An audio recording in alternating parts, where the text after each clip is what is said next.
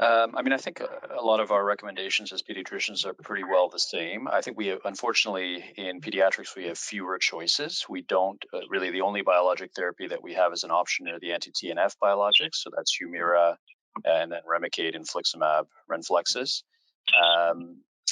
So going to a gut-specific medicine, as Remo mentioned, is not so much of an issue in most cases. I think I have been thinking about whether I want a child to go to an infusion center a little bit and whether it might be easier to do an injection at home. But then you balance that with, there's issues with the injectable medicines, in this case, Humira, with kids and pain. Sometimes that's a problem. So it's really a discussion that I have with the families. And I think in general, I'm satisfied that the infusion clinics are safe and that they're doing their utmost to prevent spread of infection in those clinics. The other thing to consider is the enteral nutrition, again, the formula feeds that we use to induce remission.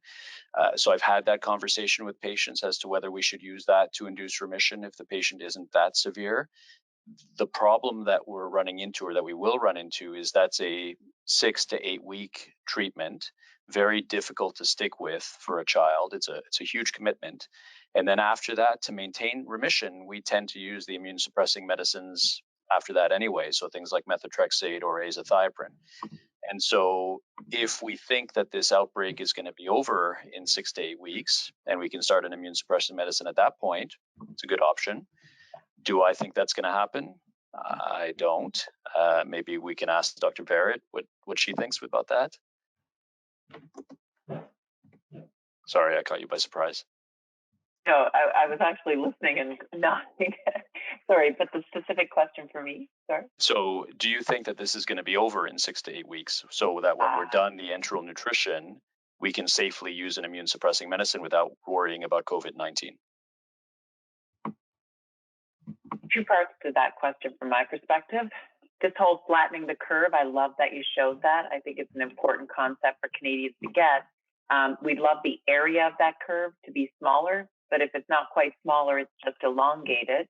That does mean that time may spread out a little longer.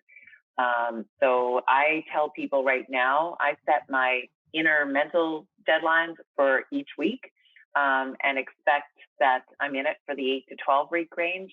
But life may, I think at that point, life may get different enough and back closer to normal. But I think we're in it for a good chunk of weeks, a couple of cycles of month-long medications for sure. And it may be a little longer, but it's not days. Thanks. And I just want to make a very quick comment because I think this question did come up. Is Tylenol okay to treat, or acetaminophen Tylenol, is that okay to treat pains and fevers?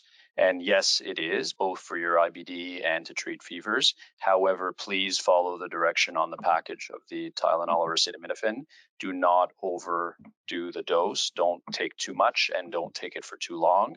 And speak to your physician if you have a liver problem. But otherwise, Tylenol is okay to take.